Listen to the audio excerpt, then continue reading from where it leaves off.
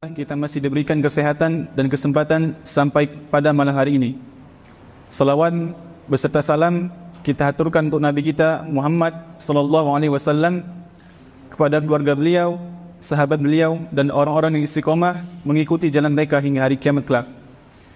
Jamaah yang semoga dirahmati Allah Ta'ala, alhamdulillah pada malam hari ini Allah mengizinkan kita untuk memulai talk show perdana dari serial Muamalah membahas halal haram bisnis online yang insyaAllah akan rutin diadakan setiap Kamis malam, yang akan dibersamai oleh guru kita Ustaz Ami Nurbaid STBA Hafizallah Ta'ala.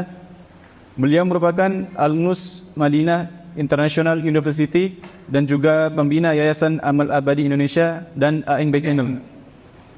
Kita berdoa kepada Allah semoga selalu memberikan kesehatan dan kemudahan kepada Ustaz dalam setiap urusan beliau dan dakwah beliau. Amin ya rabbal alamin. Amin wa nasallu mislah.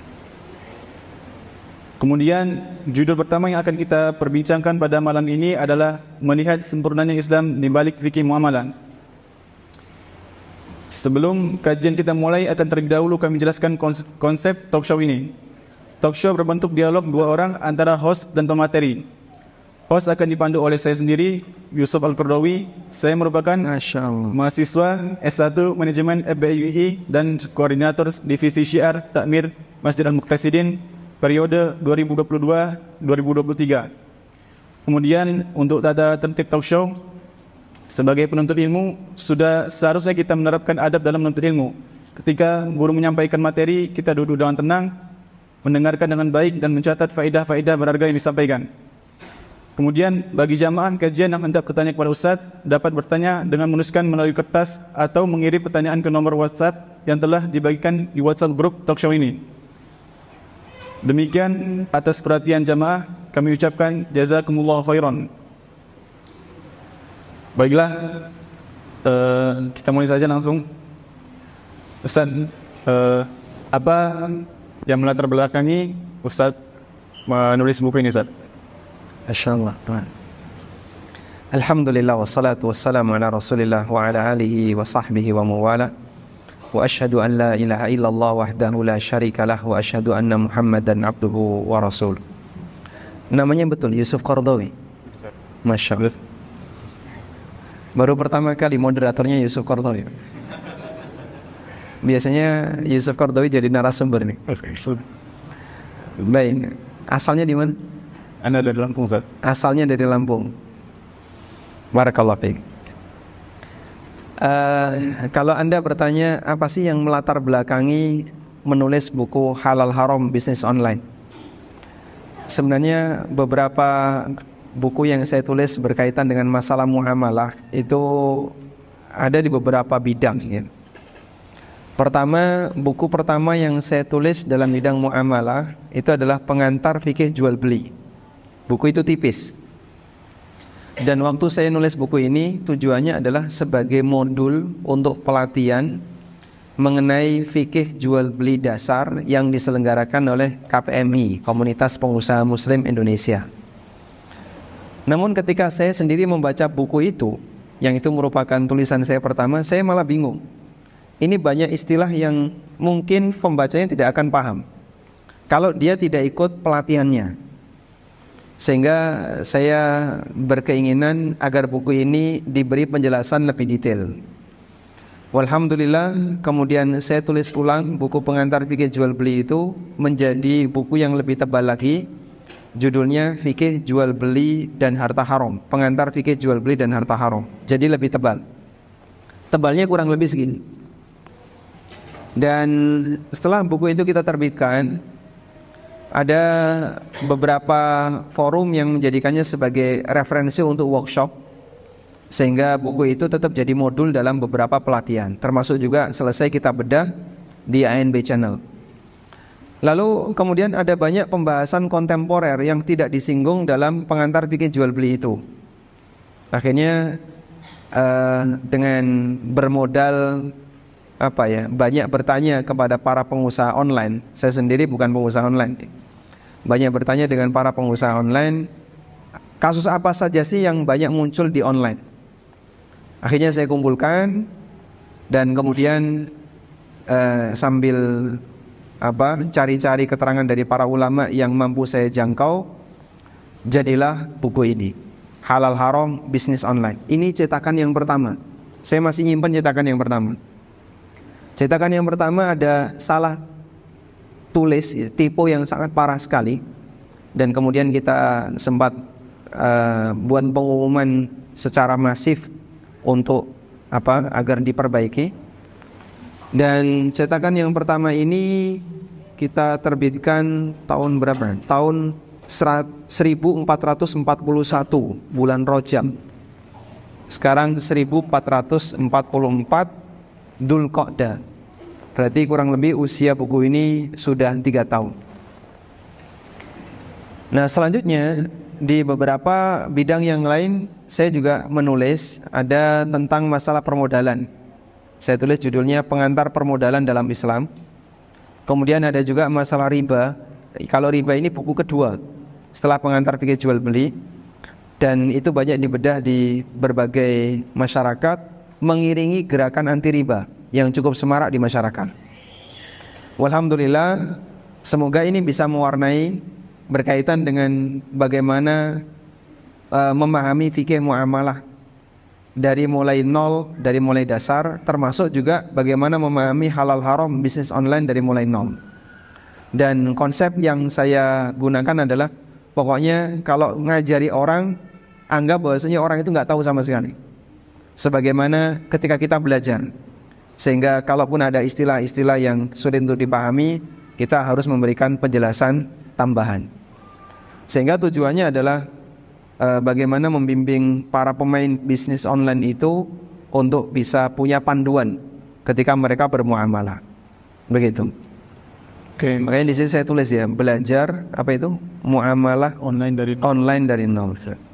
Ini yang cetakan terakhir, coba ditampilkan Mas. Nah, yang ini cetakan terakhir. Yang covernya seperti ini sudah 2 kali naik cetak. Sebelumnya agak pink ya, warna covernya, warna merahnya. Kemudian yang kedua jadi seperti itu. Oke, Masya Allah. Syukran Ustaz atas penjelasannya.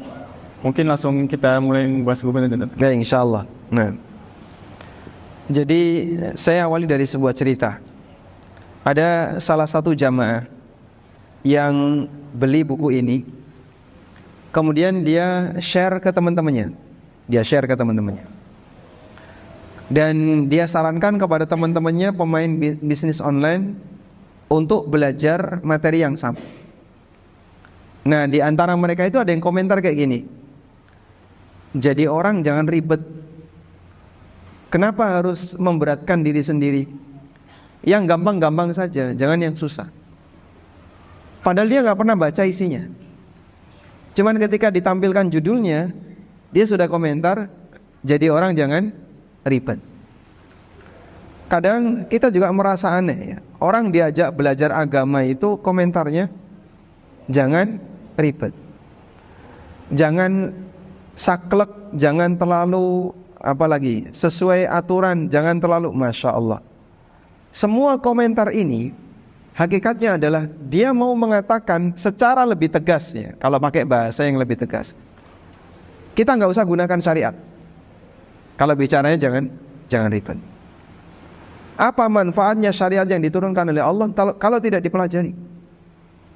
Sementara orang-orang dalam posisi kayak gini itu biasanya adalah tipe orang yang malas belajar, nggak mau mendekat kepada aturan. Dan bagi dia hidup itu yang penting happy, gak kenal mana batasan halal, mana batasan haram. Benar apa yang dikatakan Nabi SAW dalam hadis riwayat Bukhari, sayati 'alan nasi zamanun la yubalil mar'u aina akhadha min. Akan datang satu zaman di tengah umat manusia di mana orang sudah tidak lagi mengenal dari mana dia mengambil harta. Aminal halal, aminal haram. Apakah dari yang halal ataukah dari yang haram? Yaitu munculnya generasi-generasi, apa sebutannya, generasi Z atau generasi X? Generasi Z, berarti sudah di pucuk ya, sudah di ujung. Setelah generasi Z, generasi apa? Ya? Alpha. Oh, setelahnya ada generasi Alpha namanya. Kita belum masuk ke generasi Alpha ini. 2000? 2010 ke atas itu generasi alfa ya. Kalau sekarang yang dominan generasi Z. Jadi teman-teman di generasi Z itu mikir praktis, yang penting untung, yang penting cuan, dan dia nggak begitu perhatian dengan masalah aturan. Pembenaran dari apa yang disabdakan Nabi SAW. Di akhir zaman akan ada sekelompok orang yang mereka nggak peduli dalam mencari harta, apakah dari yang halal ataukah dari yang haram. Dominan yang Anda jumpai di masyarakat dari mulai generasi A sampai generasi Z kayak gitu, Pak. Dari mulai tahun yang lahir tahun 80-an, yang lahir tahun 70-an, seperti itu kondisinya. Makanya kita punya tanggung jawab ya, memberikan edukasi kepada mereka bahwa sebagai seorang muslim kita ini punya aturan. Dan yang namanya berinteraksi dengan harta, betul itu harta kamu, tapi kan kepemilikan kita ketika di dunia itu dibatasi oleh aturan. Gak ada ceritanya orang ketika memiliki sesuatu kok mutlak bebas, itu tidak ada, Pak. Sehingga gak bisa dia katakan, ini kan duit-duit saya, harta-harta saya, terserah saya dong. Oh, tidak bisa kayak gitu. Sebagaimana ini adalah badan-badan kamu, nyawa-nyawa kamu, orang bunuh diri boleh gak? Boleh gak? Kenapa nggak boleh? Kamu bisa bilang ini adalah badan kamu, tapi kalau kemudian jarimu dipotongi, kemudian dicaca-caca, jadikan rica-rica, tetap tidak boleh. Dan itu pelanggaran terhadap fisiknya. Maka orang bunuh diri kenapa mendapatkan ancaman yang sangat keras? Karena dia melakukan pelanggaran terhadap apa yang diberikan oleh Allah Subhanahu wa Ta'ala kepadanya. Hal yang sama juga berlaku bagi hartanya dan seterusnya. Karena itu kita berikan bimbingan kepada masyarakat. Pertama ya, membangun kesadaran kepada mereka bahwa mereka ini hamba Allah yang diikat dengan aturan. Yang kedua, aturan yang diturunkan oleh Allah itu kalau nggak dipelajari, maka sama dengan dia menyepelekan apa yang menjadi syariat Allah. Yang ketiga, bahwa kehidupan bersosial hanya akan bisa berjalan ideal kalau orang yang mempelajari aturan yang Allah turunkan lalu diterapkan dalam kehidupan sehari-hari. Sebab Allah Subhanahu wa Ta'ala turunkan syariatnya tujuannya apa, Pak? Untuk memberikan kebaikan bagi para hambanya. Allah ketika menurunkan aturan, Pak, apakah Allah punya kepentingan? Punya kepentingan enggak? Punya enggak? Sama sekali tidak. Maha suci Allah dari hal ini. Sehingga ketika Allah berikan aturan kepada para hambanya, Allah enggak butuh apakah kita mau taat ataukah kita mau tidak taat, mau nurut mau tidak nurut. Allah enggak butuh. Karena Allah adalah ghaniyun 'anil alamin, tidak butuh seluruh alam. Namun ketika manusia melaksanakan aturan itu, pengaruh yang akan dia dapatkan kembali kepada dirinya. Kau akan mendapatkan kebaikan, keberkahan dalam hidupmu. Kemudian lingkunganmu akan menjadi baik apabila kau terapkan aturan Allah Subhanahu wa Ta'ala. Di saat yang sama Allah tidak butuh dari praktek ibadah yang kau lakukan. Di saat yang sama Allah tidak butuh apakah kamu mau taat maupun maksiat. Maka sebenarnya itu kembali kepada diri kita sendiri. Beda dengan manusia ya. Manusia kalau membuat aturan mungkin nggak ada kepentingan. Mungkin Pak? Sangat mungkin. Manusia buat aturan sangat mungkin ada kepentingan.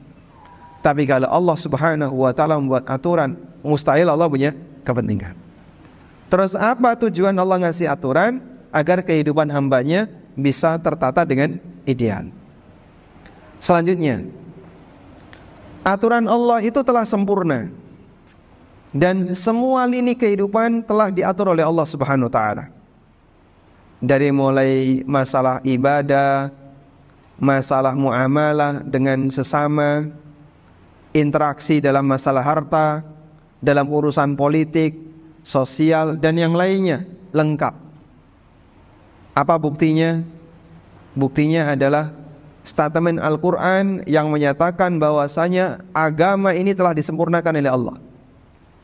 Allah Subhanahu wa Ta'ala berfirman, Al-yawma akmaltu lakum dinakum wa atmamtu alaikum ni'mati wa raditu lakumul Islam madina. Pada hari telah aku sempurnakan agama kalian dan aku sempurnakan nikmat untuk kalian.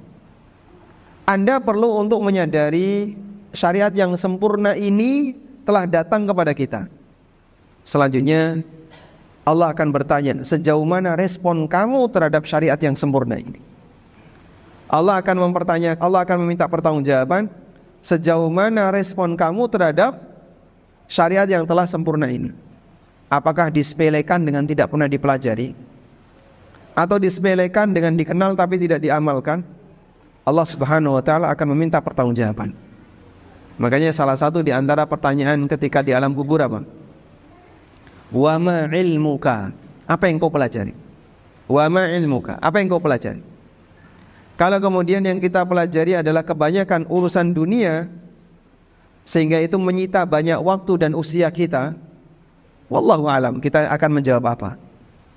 Sedangkan seorang mukmin yang lebih serius belajar agama, dia akan menjawab, qara'tu kitaballah.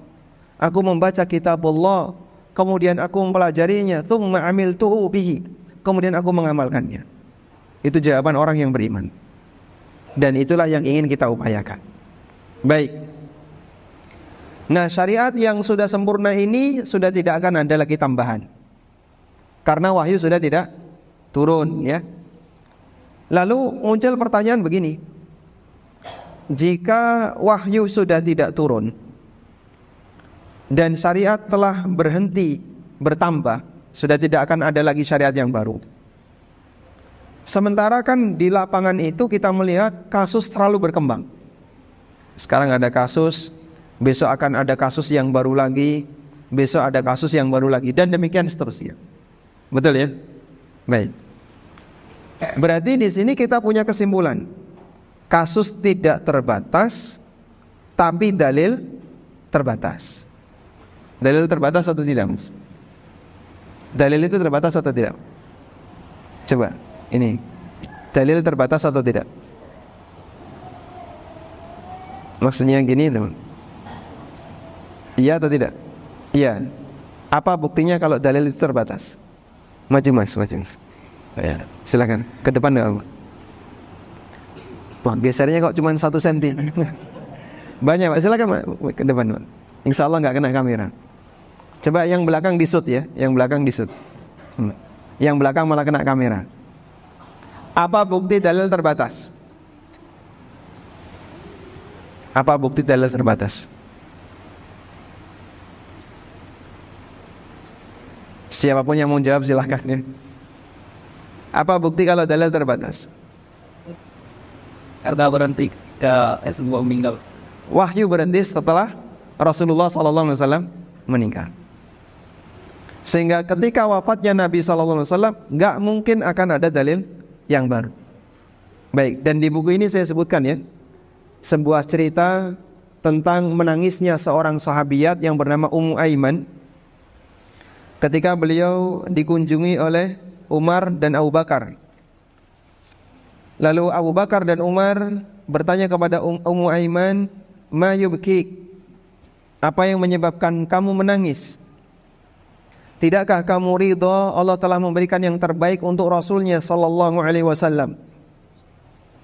Kemudian Ummu Aiman mengatakan, "Ma abki alla akuna a'lamu anna ma 'indallahi khairun li Rasulillah sallallahu alaihi wasallam." Aku tidak menangis karena aku tidak tahu bahwa Allah telah memberikan yang terbaik, bukan karena itu. Walakin abki annal wahya qad inqata'a minas sama. Tapi aku menangis sejak wafatnya Nabi sallallahu alaihi wasallam, wahyu sudah terputus dan tidak akan lagi turun dari langit. Sehingga dulu waktu sahabat hidup bersama Nabi sallallahu alaihi wasallam, mereka itu langsung dibimbing oleh Allah. Ada kejadian ini, wahyu turun. Ada kejadian apa lagi, wahyu turun. Jadi aktivitas itu dibimbing oleh Allah. Begitu Rasulullah sallallahu alaihi wasallam wafat, sudah tidak ada lagi model seperti itu. Itu yang membuat Ummu Aiman menangis. Maka Al-Quran sudah selesai turun, tahap berikutnya adalah membumikan Al-Quran dalam praktek seharian. Baik. Kemudian kembali kepada pertanyaan tadi.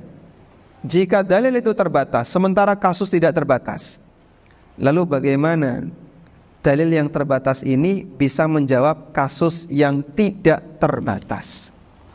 Baik, tolong direnungkan ya. Jadi 3 kelompok ya. Kelompok 1, kelompok 2 diskusi, kelompok 3 bagian belakang. Silakan diskusi. 2 menit.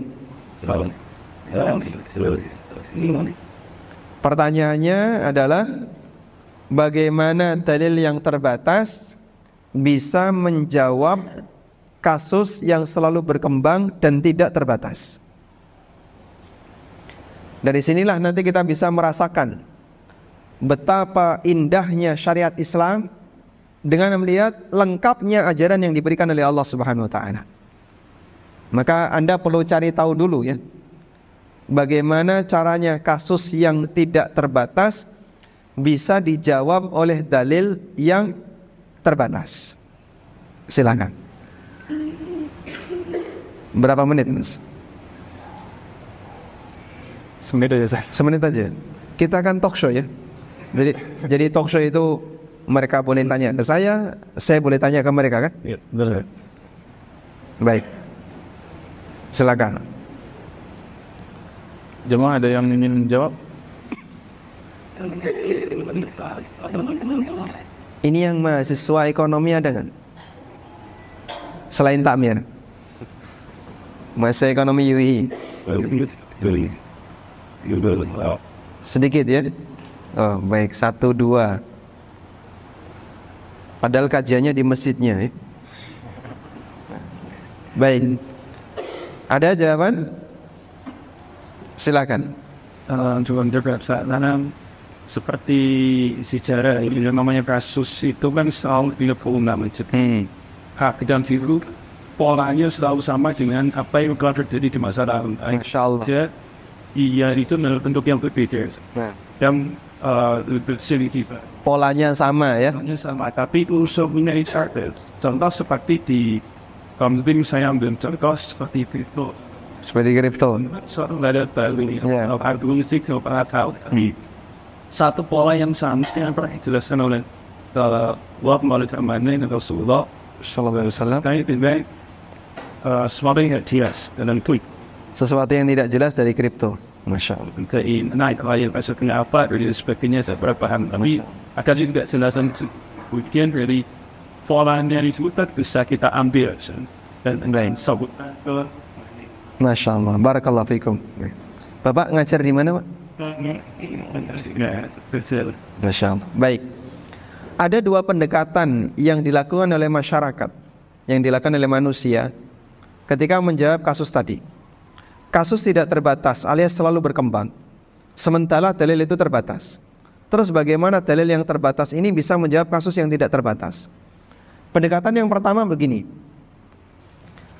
Kalau kita memahami bahwa dalil itu terbatas dan itu sudah turun 14 abad silam, artinya ada banyak sekali perubahan kehidupan yang mungkin dulu sama sekali nggak terpikir oleh manusia masa silam. Sementara dalil itu turun dalam kondisi masyarakat yang belum mengetahui aneka perubahan teknologi ini. Begitu? Maka ini salah satu di antara pertimbangan bahwa kita boleh menyebut Al-Quran dan hadis perlu dilakukan revitalisasi, pembaharuan. Perlu dilakukan pembaharuan. Entah mereka sebut apa tadi? Revitalisasi atau apa lagi? Reboisasi atau reduksi ya bos. Pokoknya bahasa-bahasa mereka ya. Baik. Pokoknya ini harus dilakukan pembaharuan. Sehingga kalau tidak, maka ini tidak bisa memberikan jawaban. Akhirnya mereka membuat kesimpulan Al-Quran dan hadis atau dalil syariat harus menyesuaikan kondisi budaya yang ada di masyarakat. Harus menyesuaikan kondisi yang ada di masyarakat.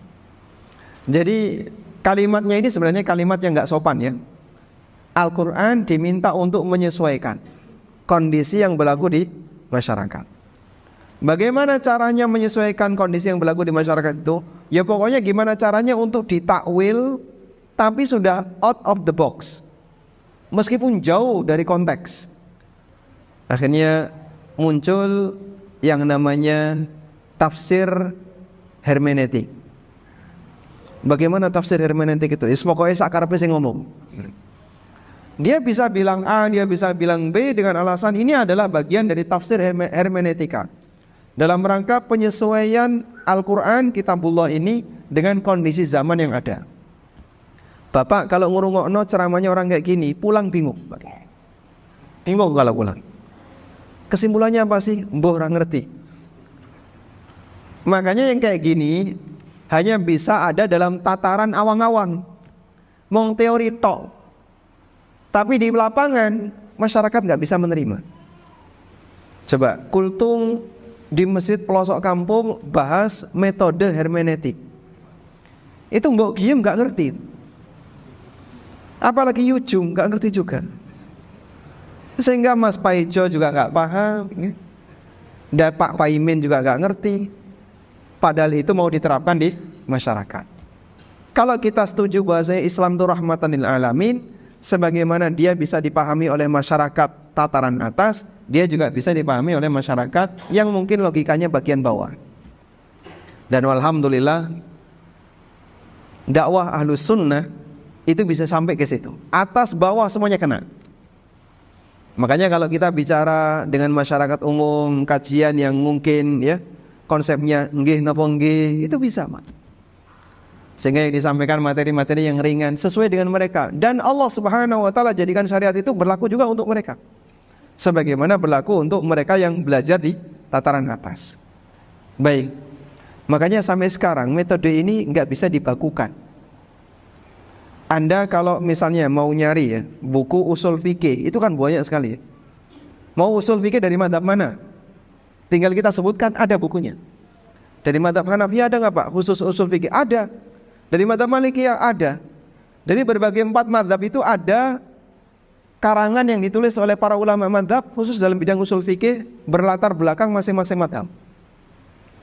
Kalau hermeneutika tidak punya. Sehingga sampai sekarang itu belum ada ya buku panduan hermeneutika, itu tidak ada. Padahal itu sering dianggap sebagai pembaharuan dalam menjawab masalah yang ada di masyarakat agar menyesuaikan Al-Quran dan hadis dengan kondisi yang ada di masyarakat. Bahasa lainnya, metode hermeneutika itu kalau boleh saya gunakan kalimat yang lebih vulgar, namanya gedabrus. Paham? Nggak tahu? Gedabrus itu terjemahannya ndobos. Tahu? Nggak tahu juga. Bahasa Indonesianya apa, Mas? Omong kosong. Okay. Jadi cuma bicara ke kanan ke kiri ngawur, dan sebenarnya nggak ada kesimpulan yang bisa diambil. Dan ternyata keberadaan orang seperti ini ada dalam semua bidang ilmu pengetahuan. Sebagaimana ada dalam bidang ilmu pengetahuan agama, dalam bidang sosial, ternyata dalam dunia teknik ilmu eksak juga ada kayak gitu, Pak. Kita karena dulu saya latar belakangnya teknik nuklir ya. Ketika belajar tentang teori-teori atom, jadi manusia itu kan kepo sampai mempelajari yang terkecil sampai yang terbesar. Benda terbesar adalah alam semesta, yang terkecil adalah unsur terkecil dari masing-masing benda yang disebut dengan atom. Yang paling gede sampai yang paling kecil dipelajari semua. Dan kalau sudah masuk pada ranah benda yang gaib bagi manusia, itu mereka menggunakan pendekatan postulatnya. Postulat. Jadi kami dulu komentarnya gedabrus, metafisika dan aneka pembicaraan masalah teori alam semesta, itu kami dulu komentarnya gedabrus. Meskipun mereka juga kadang menggunakan pendekatan hitungan, dibuat hitungan biar kelihatan lebih matematis, padahal aslinya itu gedabrus. Dalam ilmu yang lain, bidang ilmu yang lain juga ada seperti itu. Jadi saya kalau ketemu orang kayak gini, oh ini sama seperti pengalaman saya dulu. Ini adalah teori gedabrus tapi dibuat ilmiah. Bagi mahasiswa yang nggak paham, oh ya, dia cuma manggut-manggut. Padahal dia nggak ngerti, sebenarnya itu hanyalah omongan biasa. Baik, kembali ke sini. Kita nggak sepakat dengan prinsip ini. Karena kalau dikatakan bahwasanya Al-Quran harus menyesuaikan kondisi zaman, berarti Al-Quran sudah tidak relevan. Al-Quran sudah tidak relevan. Dan konsekuensi kesimpulan Al-Quran tidak relevan dengan perubahan zaman sama dengan mengatakan Al-Quran gagal menjadi rahmatan lil alamin. Karena kalau kita meyakini Rasulullah SAW sebagai rahmatan lil alamin, berarti ajaran beliau bisa diterapkan tanpa mengenal batas waktu dan batas tempat. Sebagaimana bisa diterapkan bagi masyarakat Arab, juga bisa diterapkan bagi masyarakat di seluruh penjuru bumi yang lain. Sebagaimana bisa diterapkan 14 abad silam, juga bisa diterapkan di zaman sekarang. Karena statusnya sebagai rahmatan lil alamin. Begitu Pak ya? Sehingga jawaban ini salah, nggak benar. Karena kalau Anda mengatakan Al-Quran sudah tidak relevan sehingga harus ada perubahan dan penyesuaian, berarti itu sama dengan menuduh Al-Quran sebagai kitab yang gagal menjadi rahmatan lil alamin. Terus metode yang kedua, kita beralih ke metode yang kedua. Metode yang kedua, untuk menjawab bagaimana dalil yang terbatas bisa menjelaskan kasus yang tidak terbatas. Pendekatannya kayak tadi. Betul kasus itu tidak terbatas. Tapi pola kasus terbatas. Kasusnya tidak terbatas, tapi polanya terbatas. Sebab yang namanya sejarah itu berulang. Yang beda hanya pelakunya dan waktunya. Kalau kemudian inti dari sejarahnya, tema dari sejarahnya kurang lebih sama. Allah Subhanahu wa ta'ala yang menciptakan alam semesta ini berikut isinya, dan manusia berikut gerakannya. Allah Subhanahu wa ta'ala Maha tahu. Dengan Al-Quran ini cukup untuk menjadi landasan panduan bagi mereka sampai akhir zaman. Sebab pola sejarahnya itu sama. Dulu ada seperti ini, besok kurang lebih polanya juga ada seperti itu. Mungkin yang beda hanya di bagian pelaku atau bagian pengembangannya. Tapi secara pola sama. Sehingga misalnya arisan itu dulu ada nggak Pak? Ada nggak di antara jamaah yang pernah membaca riwayat Abu Bakar arisan? Ada? Atau mungkin Anda punya riwayat, misalnya siapa para istri Nabi SAW kumpul arisan gitu? Tidak ada. Sehingga kita bisa simpulkan arisan tidak ada di masa silam. Sekarang ada arisan. Pak, arisan ini kalau dijelaskan pakai dalil gimana Pak pendekatannya? Anda kalau melihat teks arisannya dulu mungkin tidak ada. Tapi ulama bisa menjawab. Apa pendekatannya? Transaksi utang piutang. Karena hakikat dari arisan adalah transaksi utang piutang. Dan Anda kalau mau nyari aturan tentang akad utang piutang dalam Al-Quran banyak sekali. Demikian pula dalam hadis Nabi Sallallahu Alaihi Wasallam. Kurang lebih seperti itu. Jadi polanya sama, yang beda apa?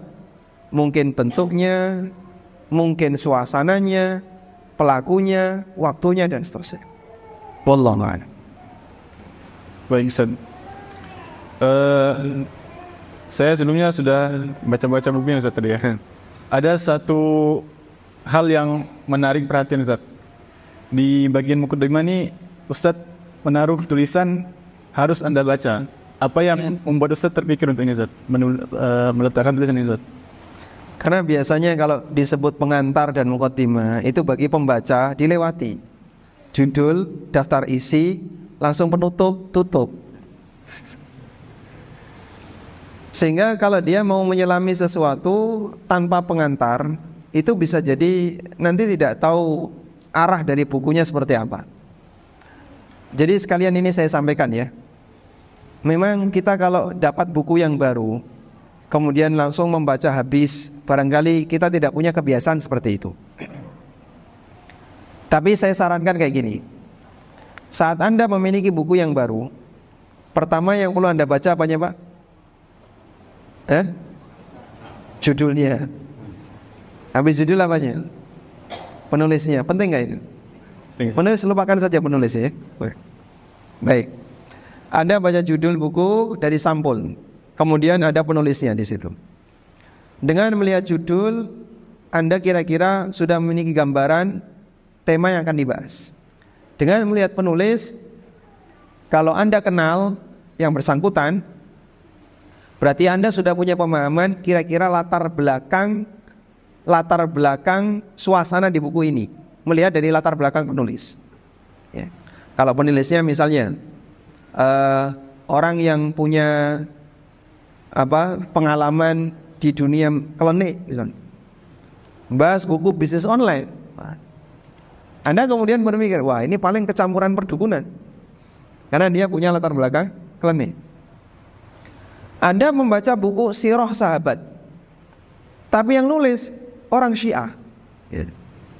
Kebayang, wah ini orang Syiah nulis sirah sahabat, isinya caci maki. Sehingga ketika dibuka, ini kok mencela Aisyah, menghina ini, menyudutkan ini, semuanya dicaci maki. Ya meskipun ada yang dengan cara halus dan ada yang dengan cara kasar. Dengan melihat latar belakang penulis, kita sudah bisa membuat kesimpulan. Kira-kira nanti arahnya sesuai dengan latar belakang penulis. Sudah? Selanjutnya, baca pengantar. Ini penting. Pengantar itu kita akan mengetahui latar belakang kenapa buku ini ditulis. Atau yang kedua, kita akan tahu arah kemana buku ini ditulis. Atau setidaknya kita akan bisa mendapatkan kesimpulan kenapa buku ini membahas masalah yang sifatnya hal yang baru. Ini kebaruan, kenapa dibahas? Itu di bagian mana? Pengantar. Sudah? Setelah pengantar, Anda baca daftar isi.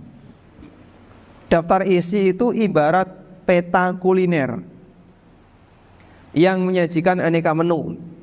Di sini menunya soto Surabaya, yang ini sate Blora, yang ini rujak cingur Lamongan, yang ini gudeg Jogja. Sehingga Anda tahu, oh kalau saya jalan ke sini nanti ketemu makanan ini, gitu kan? Dari sekian itu mungkin akan ada salah satu judul bab yang membuat Anda tertarik untuk melihat. Anda baca, oh ini kayaknya saya butuhkan ini, materi kayak gini. Anda tertarik untuk melihat. Saat Anda punya ketertarikan itu, jangan biarkan, langsung menuju ke halaman tersebut. Misal ya, di sini Anda buka daftar isi. Ya. Jadi setelah Anda lihat judul, cover, penulisnya coret saja, ya. Terus Anda baca mukadimah, terus apa? Daftar isi. Setelah Anda lihat daftar isi, misalnya Anda lihat, kok di sini ada pembahasan tentang cryptocurrency. Wah, ini selama ini saya masih bertanya-tanya ini, kripto ini boleh atau tidak? Langsung menuju ke tujuan. Anda baca, nah dari situ jadi sampel ya. Anda akan mendapatkan sebuah sampel. Kira-kira kualitas ilmiah dari buku ini sejauh mana? Hanya dengan satu bab itu. Kalau sekiranya Anda banyak tertarik, oh bagus ya, beliau menyajikan dengan ilmiah, rapi, sistematis, enak dibaca. Nah, kurang lebih nanti yang lain sama. Sehingga Anda tidak hanya terpengaruh di bagian depan, tapi Anda juga langsung melihat ke salah satu kasus yang Anda tertarik untuk melihatnya. Baik. Nah, dengan cara demikian, ketertarikan kita terhadap buku ini tidak hilang. Setelah Anda baca tadi, menyebabkan ketertarikan terhadap buku tidak hilang. Saya pernah main ke salah satu toko buku, kemudian melihat bukunya judulnya bagus. Itu buku umum ya, kayak sekitar masalah metode pendidikan atau apa. Lalu saya minta tolong, ini boleh nggak segelnya dibuka tanpa harus beli. Kalau nggak tahu isinya, oleh penjaganya silahkan, boleh, karena nggak ada yang terbuka. Ketika saya buka daftar isinya, langsung ke daftar isi. Jauh berbeda antara judul dengan isi. Dan ternyata dominan cuman Kopas di Google, Pak. Ya, searching, ada Kopas, kemudian kumpul-kumpulin, di layout jadi buku. Makanya harganya murah, 5.000, Pak. Itu banyak sekali. Buku tumpuan 5.000, 10.000. Ini buku apa? Tebel-tebel tapi harganya cuma 5.000, 10.000. Biaya cetaknya aja mungkin dia di angka 3.000 sampai 4.000. Itu dijual dengan harga 5.000. Dan dia berani jual segitu karena ternyata isinya nggak mutu, ya. Bukan tulisan original, ya. Kan, wallahu a'lam. Baik jemaah, tadi sedikit tips dari Ustadz ya untuk memulai ketika kita memulai baca buku ya. Baik Ustadz, selanjutnya Ustadz, mungkin sebelum kita lebih lanjut membahas terkait bisnis online secara spesifik, mungkin bisa dijelaskan sedikit Ustadz, bagaimana konsep bisnis atau berdagang dalam Islam Ustadz? Alhamdulillah. Ini sudah ada Nisha. Adzan. Biasanya gimana? Azan dulu. Adzan dulu. Adzan dulu, setelah itu Dilanjutkan sebentar. lanjut sebentar sampai iqamat, ya. Baik. Berarti kita break dulu untuk dengerin adzan, ya. Nah, Baik jemaah, mari kita lanjutkan. Kembali ke pertanyaan tadi Ustaz. Bagaimana konsep bisnis atau berdagang dalam Islam Ustaz? alhamdulillah wassalatu wassalamu ala Rasulillah wa ala alihi wa sahbihi wa muwala. Bagaimana konsep bisnis atau berdagang dalam Islam? Panjang.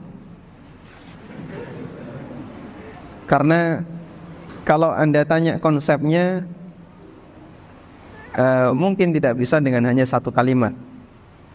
Tapi pada prinsipnya begini, ya. Dalam berdagang itu kan urusan yang mubah.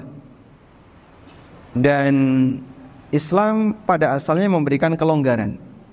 Silahkan kalian berdagang dengan cara apapun, metode apapun, yang penting tidak melanggar aturan. Sehingga bagian dari prinsip dalam bermuamalah adalah hukum asal muamalah itu mubah selama tidak melanggar larangan. Maka Anda fokus pelajari bagian larangan-larangan saja. Sisanya itu mubah. Ini sama sebagaimana dalam masalah halal haram makanan. Bagian yang haram itu lebih rinci atau bagian yang halal yang lebih rinci? Saya ulang, ya. Penjelasan dalam Al-Quran yang lebih rinci yang mana? Bagian yang halal atau yang haram? Yang mana? Haram. Ada yang bisa menyebutkan dalilnya? Ada yang bisa menyebutkan dalilnya? Allah Subhanahu wa taala berfirman, "Wa qad fassala lakum ma harrama 'alaikum illa ma turirtum 'alaihi." Allah telah memberikan rincian kepada kalian apa yang Dia haramkan untuk kalian. Sehingga bagian yang haram itu rinci. Bagian yang haram itu rinci. Sementara bagian yang halal karena jauh lebih banyak, maka tidak dibuat rincian. Sehingga kalau kita bicara masalah binatang-binatang yang haram, Islam memberikan rincian. Ini haram, ini haram, ini haram, gitu ya. Kalau yang halal tidak disebutkan. Makanya kalau orang tanya, "Pak, ada banyak sekali binatang dalam Al-Quran yang nggak disebutkan."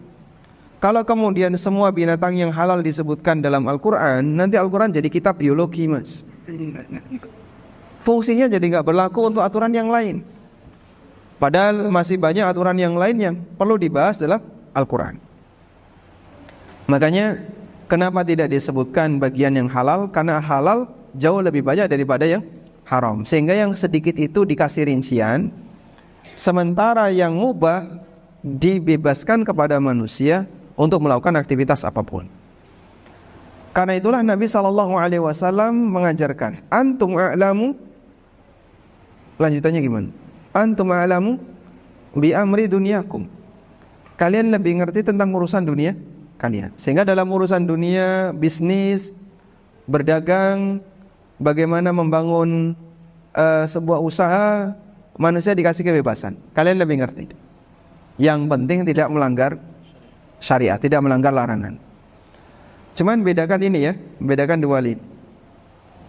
Kalian lebih ngerti tentang urusan dunia kalian. Kalimat yang kedua, tolong perhatikan, ya. Kalian lebih ngerti tentang hukum urusan dunia kalian. Yang benar yang mana? Saya ulang, ya. Yang belakang nanti boleh ikut jawab, ya. Yang jaket hijau, Masya Allah. Itu atlet dari mana, Mas?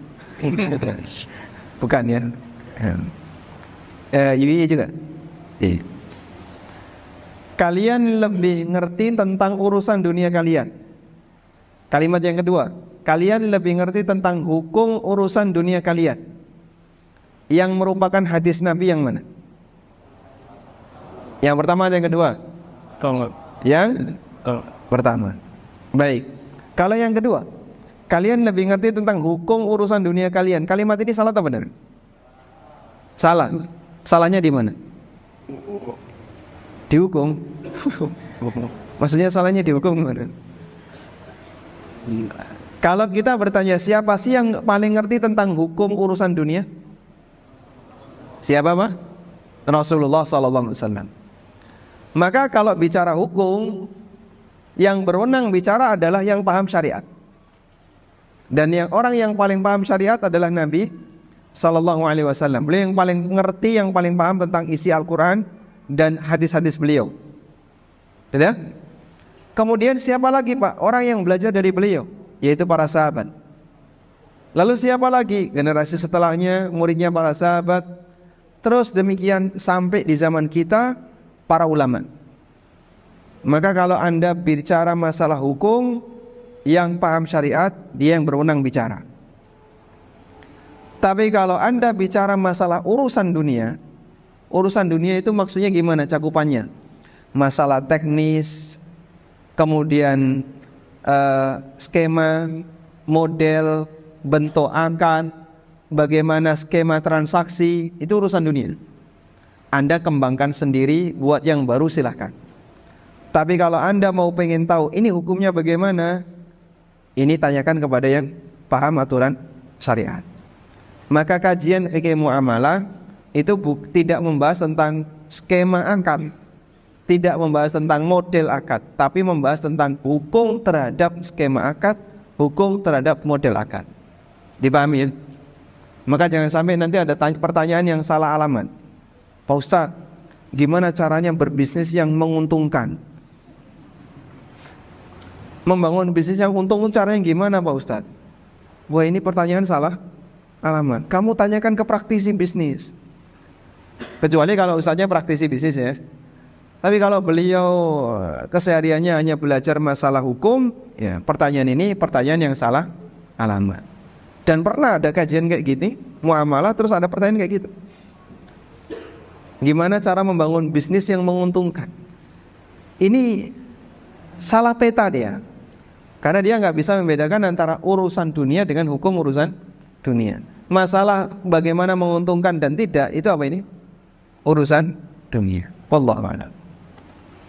Baik Ustaz, ini ada beberapa pertanyaan dari jamaah yang telah masuk saya. Masya Allah. Lewat mana pertanyaan? WhatsApp Ustaz. Oh, lewat WhatsApp. Dan nomor siapa ini? Ada nomor panitia? Ada. Nah, baik.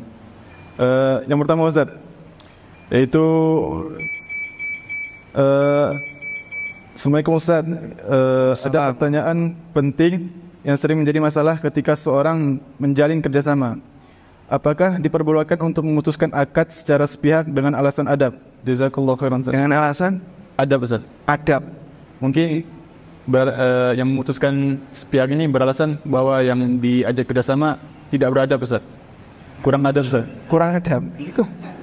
Masya Allah. Beda adab atau kurang adab? Kurang adab Ustaz. Kurang adab. Masya Allah. Baik. Tapi ini sudah iqamah ya. Waktu iqamah sudah datang. Gimana? Sedikit lagi tuh. Sedikit ya. Baik. Begini ya, akad itu ada yang jaiz, ada yang lazim.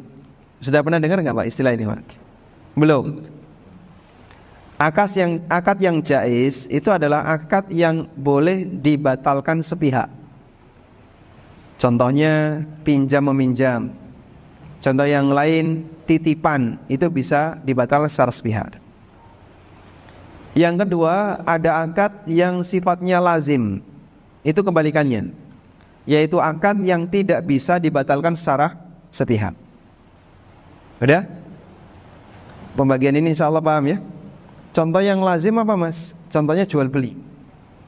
Makanya kalau jual beli itu sudah selesai, sudah kalau dalam istilah fikih muamalah namanya sudah nafid. Sudah nafid itu sudah selesai. Tidak bisa dibatalkan secara sepihak. Kembalikan barang, minta uang itu tidak bisa. Kecuali jika kedua belah pihak saling ridho. Nah, untuk akad yang sifatnya lazim tadi, atau akad yang sifatnya jaiz, di mana boleh dibatalkan secara sepihak, maka ketika pembatalan tidak harus minta restu dan persetujuan dari pihak yang kedua. Dia boleh mundur, tapi tidak boleh mengambil hak orang lain. Oleh karena itu, dalam hal ini ketika dia mengundurkan diri tidak disebut melanggar. Akad kerjasama itu jaiz atau lazim? Jawabannya jaiz dengan sepakat ulama. Akad mudharabah, akad musyarakah itu sifatnya akad jaiz dengan sepakat ulama. Sehingga kalau ada orang menjalin kerjasama, lalu salah satu pihak mundur karena dinilai pasangannya kurang beradab, sehingga dia perlu belajar Pancasila ya, agar menjadi rakyat yang beradab. Misalnya dia dinilai kurang beradab, maka dalam posisi seperti ini ketika dia mundur boleh, tapi dia tidak boleh mengambil hak lawan bisnisnya, pasangan bisnisnya, sehingga hak dia ambil, hak itu dikembalikan. Wallahu a'lam. Baik, terima kasih Ustaz atas materi yang telah disampaikan dan juga pertanyaan yang telah disampaikan jawabannya. Mungkin langsung kita Cukup insyaallah. Baik. Mengingat singkatnya waktu, mungkin kita akhiri saja talkshow kita pada malam hari ini. Pada Ustaz, persilakan untuk mengambil Ustaz. Dipersilakan untuk meninggalkan tempat. Menutup. Baik, demikian yang bisa kita sampaikan. Semoga bermanfaat. Wassallallahu ala nabiyyina Muhammadin wa ala alihi wa sahbihi wasallam. Wa akhiru da'wana alhamdulillahi rabbil alamin. Wassalamualaikum warahmatullahi wabarakatuh.